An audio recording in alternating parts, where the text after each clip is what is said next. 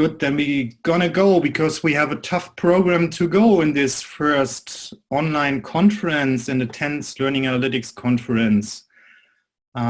Greetings from Frankfurt, Germany. I welcome you to this very special conference at LAK that is given fully online. My name is Henrik Draxler. I'm a professor at the Computer Science School at the Goethe University and the Leibniz Institute DIP for Educational Science. And together with Christoph Rensing. Christoph, maybe you can say some words of welcome. Yes, hello everybody. Yes, my name is Christoph, as already mentioned by Henrik, and I welcome you in the name of my university, the Technical University of Darmstadt, yes, which is co-organizing the conference together with the team in Frankfurt, so Frankfurt University and DIP. Yeah. And it's not only Christoph, but me, Sure Grace, Grace Lynch, Nicole Hoover, and Nina Seidenberg, our local organizers, have been in the team to organize that conference locally and now in cyberspace. Thank you very much, guys. So what we are aiming for, it was celebrating 10 years of learning analytics, shaping the future of the field, to have an extraordinary conference where we celebrate the 10 years anniversary of learning analytics here in Frankfurt, first time, and with our European friends and research fellows that supported us to organize this conference. And we have amazing bands that will play music maybe during the event and prepared the cake and everything to celebrate 10 years of learning analytics. So here's the fantastic team that has been working together, who contributed their time and efforts to organize this event. It has been under very dynamic conditions, as you can imagine. I just want to thank you, everyone here personally. Well, I already talked about the organizing team, then the program chairs, Katrien Verbert from Belgium, Maren from the Netherlands, Niels from Germany, Vita from Australia, practitioner tracks, Jocelyn from the Netherlands, Bart from the UK, Greg from the US, or Canada, sorry. Workshop and tutorial chairs, from France, Tobias from Estland, Pedro from Spain, Jishan from the UK for the publicities chairs, and Daniele from the Netherlands. Proceeding editors, Atesa and Iona, Atesa from Germany, Iona from the Netherlands again, and the doctoral consortium chairs that already run their doctoral consortium online the past days, Simon from Australia, Marcus from the Netherlands, Stephanie from the US, Barbara from Norway, and Michael Brown also from the US. Hostess and demo chairs, Jan Schneider, Germany, Daniel Spickel from Sweden, and sponsorship chairs, website manager Jelena and Tim Steuer from Serbia and from Germany. Thank you very much for making this conference happen at the end and contributing to it.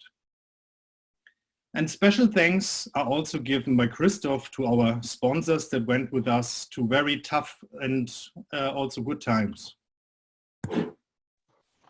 Yes, as every good conference, we also have sponsors, and these sponsors allow us to host this conference. You can imagine we did a lot of effort for the local organization, but also for this online organization. And I would like to mention explicitly our principal sponsor, the Jacobs Foundation. I think Henrik will talk about Jacobs a little bit further on, since we planned a special workshop for teachers. We have the gold sponsors, the Studium Digitale, which is a University of Frankfurt Technology Enhanced Learning institution. Then we have a Hessian network called DIGGLE, the Schleicher Stiftung, and our silver sponsors, Cambridge Spark and Springer Nature. So yes, thanks a lot to all of them. Now we talk a bit about the genesis for how we can, from a face-to-face to a virtual conference. I guess everybody knows that page that is frequently visited. We just want to explain you with all the statements we had, how we ended up in this new format. And actually we became aware already in December about the Christmas break, about the outbreak of COVID-19 in Wuhan, China, because we had special cooperations and with the Wuhan Normal University, with the Yuan China Normal University there, and they told us that they have been locked down and cannot attend, what was very sad. But at that time, early January, we said, well, that's very sad, but well, luck goes on. I mean, this is what we plan, and we also had very high registrations. So it's sad news, but we will continue and we accept it then. But then the situation becomes very, very dynamic. The Australian then basically needed to close their border to China, what many Chinese students could no longer continue their studies, and what raised a lot of concerns at our Australian partners as well, would make the situation further difficult. And we again said, this is very sad and very unfortunate, but well, luck goes on in Frankfurt because we are kind of safe here in Europe. And then out of the blue, we had this strong outbreak of COVID-19 in Italy, what surprised us a lot. And then we were considering basically to run different scenarios. What is canceling the conference, going blended with a small meetup of people in Frankfurt, or going fully online. And 6th of March, then we published our first statement and thought, okay, the situation is increasing also in Europe, but we will have a blended conference with a lot of people that still told us they would come to Frankfurt and have a local gathering there. And we bring the others online into the conference. Well, that only hold for 7 days, and 13th of March, we needed to cancel. No, we needed to move fully online with the conference because the campus got shut down. And we have also a very tense situation now in Europe, as you know from the press. Well, in this period of time, it felt for us like an organizing team, like in a war room. We had daily changing situations, high financial pressures, but also the very kind mails from you, from the community, that really said, go on guys, don't give up, go on, go fully online, we accept whatever comes. It's great that you continue. And we really appreciate that. See, we have now changed the conference format in 11 days and nights, to underline that, basically from a face-to-face conference to a fully online conference. I trust on your understanding. If technical problems occur, we will try to fix them as soon as possible. More instructions will follow on the slide sets, how we're going with that virtual conference. And special thanks again to the session chairs that have a very special situation this time, because they're not only sharing a session where they should have read the papers and have smart questions for the moderation, but also need to deal with the technical environment we set up here. So be a bit patient. This is a work in progress, but I think we're doing very well. So, and that's a picture of us facing the situation and adapting to it and see how we can deal with it. We have been prepared for the blended, actually for the blended situation. We bought over 625 hand sanitizers we would pass to the attendees of the conference. You see them here. We printed the LAK logo on it and thought, oh, that is great. And we also bought another 500 liters of medical disinfection fluid for the conference to clean the hands and have the blended conference. Well, as we moved fully online, we donated these now to Frankfurt Health Agency, to the Goethe University staff members that are still on the ground and keep the university in a remote situation, urgent situation. And we also gave 25 liters of medical disinfection fluid to the Marcus Hospital around the corner, that really appreciate that in these times, because these materials got raw. So how's the conference going? As you're all here, you kind of find your way, but we still want to express once again what is all this virtual package that we prepared. So you go to the LAK20 website and you log into the website. From there, you should, maybe you need to do a refresh, but you should see the attendee corner. In the attendee corner, you find all the information that is required for the conference. The info board is basically our emergency site. Whenever something happens, a Zoom room collapses or something, we will post here adaptions and will inform you about that. That's the first one. Thereafter, there's attendee information where you basically find everything about the conference platform, the website, the mobile app that is out there that you can download from the App Store, and so on. We also have information for presenters again, how I do my presentations. If you should have been briefed and you should have all the information, but still you can find it back here if you have any doubts. Then fantastically from the program chairs, we got a new time scale that is taking the different time zones into account. And when you go there, you can even import it to your iCal calendar. And you see all the Zoom links there for each session that you can attend, and you see also what time zones are there at the moment. So have a look at that as well.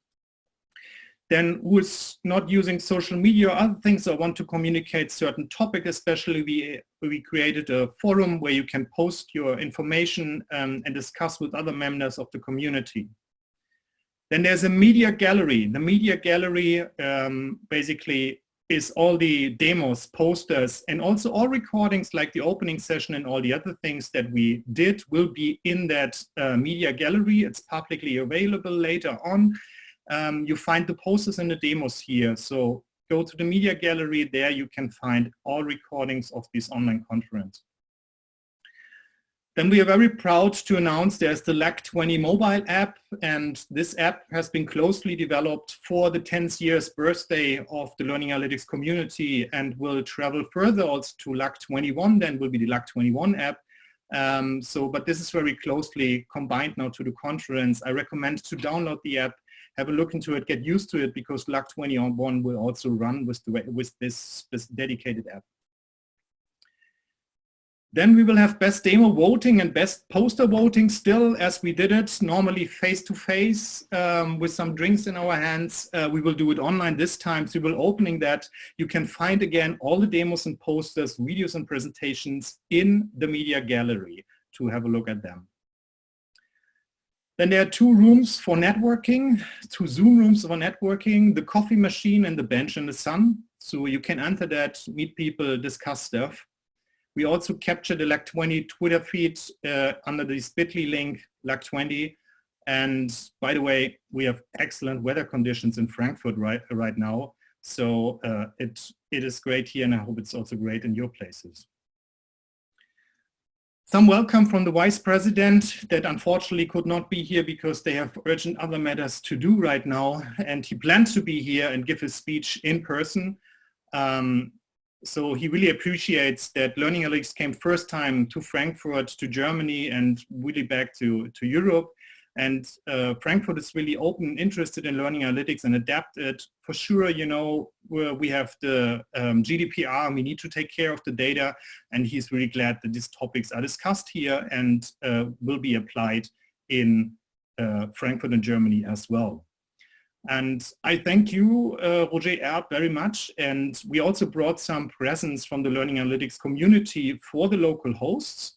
And what we release here now for the opening first time is a German code of conduct adapted to the German rights situation and the German ethics and higher education system, basically a rule of thumb how you could apply Learning Analytics in an ethical way.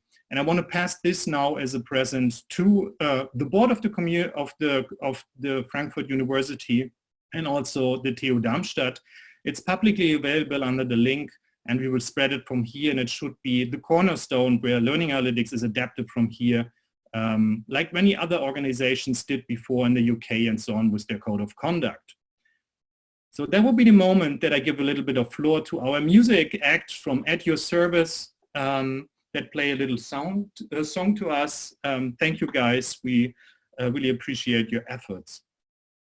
Then there's another present. What we strongly want and what is a strategic objective of Solar was to have an impact on the local hosts. So, and when I started to organize Learning Analytics together with Christoph, the LAK20 conference, we said we want to have a Learning Analytics Goes to School workshop also here. And we found the Jacobs Foundation that Christoph already said that is funding this workshop, and to get knowledge transfer directly from the top research into the schools at the campus, around the corner and around the campus. And we got over 80 registrations, what is wonderful.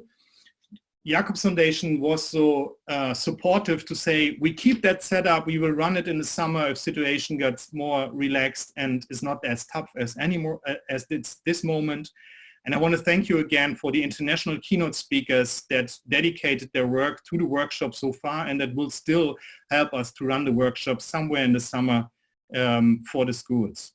And this workshop is also special because it's accredited as professional development for teachers in all states in Germany. So basically when they come here, they can earn their additional accreditation points for their education. That's first time that a conference basically also acts as a further education opportunity. So many thanks again to the Jacobs Foundation and all the supporters. News from LAK. We are on 560 unique individuals that registered. We got in about 7 days, 90 online registrations and still people emailing us that they now want to register, what is fantastic. With that, we are the biggest and largest LAK conference so far. And many thanks also to the workshops organizers like Simon Buckingham-Shum, or to organize with the others from the Doctoral Consortium online, or also the Cross-MLA workshop that ran yesterday and adapted basically to a similar model that the LAK conference is going. The proceedings are online. You should have received them with an email invitation and a unique code that you can download them for your own purposes, but they are also online in the proceedings of ACM, and the companion will be downloadable from the Solar website after 90 days. Posters and demos, I told you already, many thanks again for uploading all these fantastic videos of your posters and demos. I know it was a very tough deadline to our Dropbox space where we could basically cover them and basically bring them then to our channels, media site channels, where you can find all your recordings back and you can watch the different introduction to posters by people. And stay tuned, we will release and open the voting for posters and demos later in the conference. Then there will be another special event, the conference social night. This is our sweet spot where we thought this is kind of doable for most of us with dealing all of that time zones. It was not hard, it was very hard to pick one, but this is our sweet spot where we want to give them the best paper demo awards, have the LAK21 announcement, and also get some feedback from you guys, how everything is going, and have some other gadgets to go. Today we have a tough day because we actually had 4 tracks. Now we put 2 tracks after another. So we started at 9 with the opening, and we'll have the fantastic keynote from Shane hereafter, and we will go on until 8:30 with the conference setup. And now I have the big pleasure to pass over to the program chairs that did a tremendous job to change also the conference from face-to-face in the last moment to an online conference. Maren, Vita, it's your stage. Thank you very much. Yes, hello everyone. Also welcome from my side and from Vita as well, and our other 2 co-chairs, Katrin and Niels. And we're very happy to see so many people already in the session, and we will see so many of you again in the presentation sessions. And of course we have some numbers for you. So Hendrik, if you can click to the next slide.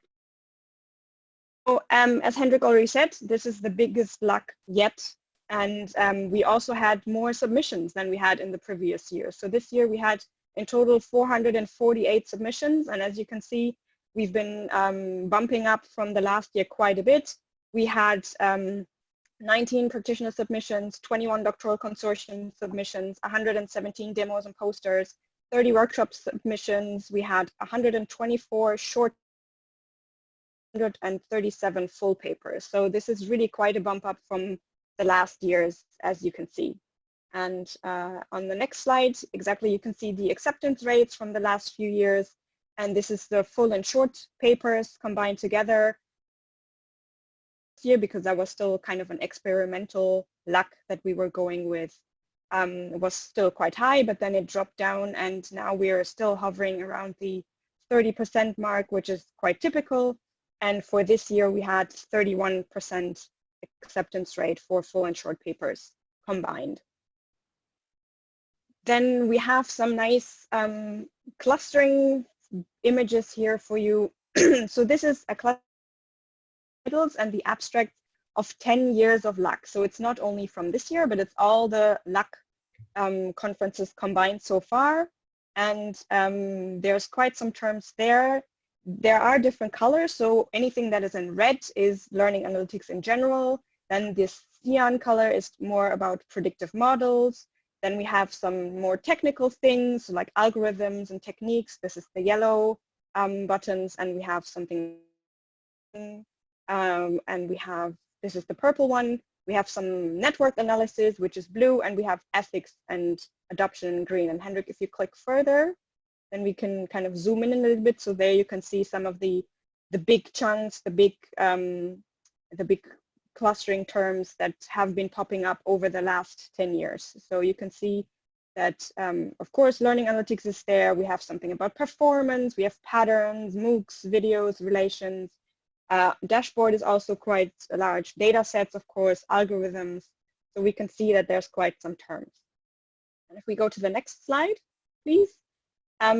We will zoom in a second. So here you have a bubble of all the authors that have more than 2 papers in LAK over the last years. So if you zoom in, Hendrik, if you click the next one, please, you can see these ones in the middle. So Abelardo has quite a big bubble. He has been very active, and we have Shane there. So Rebecca Ferguson is there. That's the purple bubble in the middle. We have Simon Buckingham-Shum. That's another large purple bubble. So there you can see these different authors that had 2 papers minimum in LAK in the last few years. And of course, the bigger the bubble, the more papers there are. We will make these graphs also available afterwards, so you can kind of look at them in a bit more detail. Then on the next slide, you can see the different countries that have published in LAK in the last 2 years now. So the bigger the button of a country is, the more publications have been there for that country. And if you continue to the next slide, then we can kind of zoom in a little bit again. So this is over the last years. And if you click again, then we see kind of the same graph, but with different colors. So here we can see how the countries actually collaborate on papers. So you can see that UK and Australia collaborate quite a bit. I think, Hendrik, if you click again, we can zoom in again a little bit. Yeah. So Australia and Serbia and South Africa, those are in the red. They have collaborated quite a bit together. Then US has collaborated with France and with India, and then with the green ones, for example, we can see that the Netherlands and Germany have collaborated together. So this is also a nice thing to see. And then one more click, please. Another thing that is also really nice to see is that the LAK proceedings are rising in the ranking of educational technology publications. So if we look at all these, the top 10, all of them are journals, but our proceedings, our conference proceedings, in between all these journals, and we're now on spot 6. We used to be on 8, I think, 2 years ago, but now we've moved up onto 6. So this is a really good thing for us as a conference, that our proceedings really rise in these Google Scholar rankings. So this is really, really nice to see. And maybe, who knows, by next year we'll be on spot 5.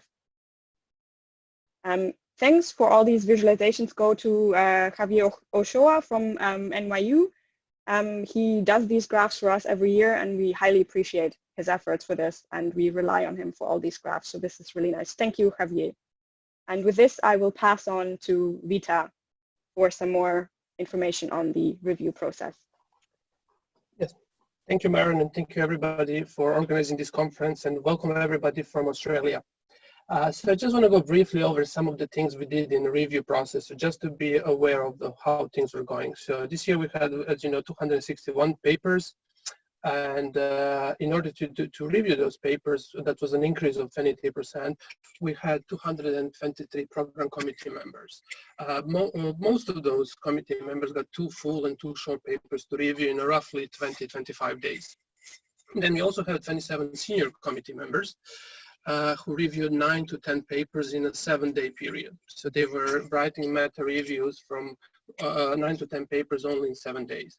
And most of them actually didn't just write a review, they also read the whole paper and provided as almost as a 4th review that was just taking into the account already what other people were pointing out. So that was more like an informed review. And we also had 34 external reviewers that were asked to do review on behalf of program committee members. And in total, to run a conference like LAK, we had over 1,200 reviews.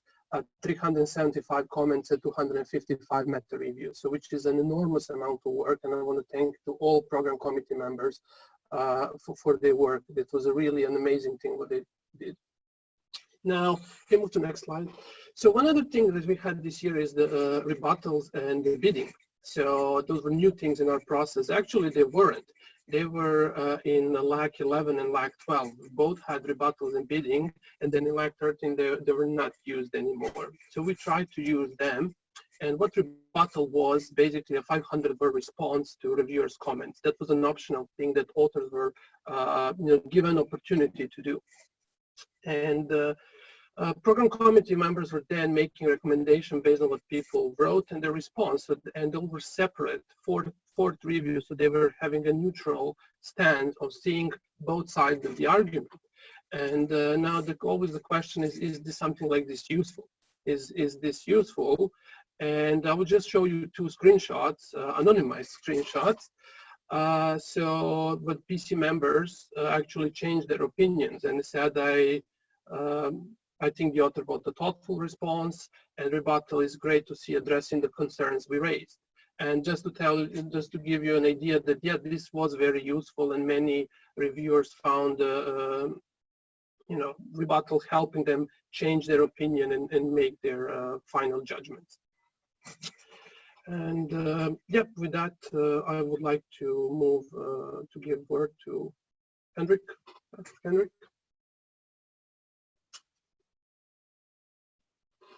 No, actually, it should be our president who say a few words to introduce Shane. Thank you, Hendrik, and thank you, everyone. Good day, everybody, and thank you for joining us for this first keynote of the 10th edition of Learning Analytics and Knowledge. Our keynote speaker today, Professor Shane Dawson, in my view, has been one of the most influential people in our community, but at the same time, perhaps is one of the least known. I read recently an article describing how keynote speakers are commonly introduced in conferences, mentioning their accomplishments in publications or the institutions in which they work. Fortunately, with Shane Dawson, I don't need to do that. He appears in so many seminal publications in our area that I'm not going to mention any of them. Instead, what I'd like to share with you are other activities that Shane so generously contributed to, and that we were equally or more important to the consolidation of our community. Now, if you pay attention, you will see that all these activities combine boundless generosity, a profound sense of service to the community, and perhaps more importantly, a crystal clear strategic vision. And all of these, by the way, with a slight aversion to the spotlight. Shane participated in that first edition of LAK in 2011 in Banff, Canada, where attendees basically identify a common interest and establish the foundation of the learning analytics community. But that first step required a lot of additional work. In the second edition of LAK, this edition was crucial. It was the moment of truth to find out if a year later, that meeting in Banff would go down in history as one of many sparks of research activity that simply fades over time, or if it would be something else. Shane, at the time was at the University of British Columbia in Canada, was instrumental as conference chair. The event was a resounding success. Hosted in a hotel in downtown Vancouver, included a leadership forum, a fantastic reception, and many, many other excellent ideas. It basically set the bar for how the society would approach these events. But not only was an incredibly successful meeting, and not many people know this, Shane's vision was to make these events sustainable. And he managed to guarantee financial support for the following edition of the conference in 2013 in Leuven. I think this 10th edition of LAK is a testament to that vision. In the following years, as editor of the Journal of Learning Analytics, he helped set the structure and regularity required for it to be considered for indexing by the main scientific platforms. Today, I can confirm that his vision has again become a reality. The journal will soon start to be indexed by the major scientific publishing groups. Barely 7 months after that event in Vancouver, I happened to change institutions and move all the way from Spain to Australia. It was November 2012. Shane was the first person to reach out, and true to his generous spirit, he invited me to collaborate in all his research projects. I then realized that he himself also relocated from UBC to Australia. That collaboration hasn't stopped, and it has been one of the most rewarding relationships of my whole career. I remember asking him at that time how Aussies cope with those 28-hour flights to go to the other corner of the world. His answer, nah, no biggie, mate. You just need a sense of humor. In the last 8 years, he has shaped numerous research initiatives like the use of video annotations or visualization of social networks or provision of personalized feedback, the institutional deployment of data infrastructure, organizing LAC, and now together with George Siemens, he is at the helm of the Center for Change and Complexity in Learning at the University of South Australia, or UniSA.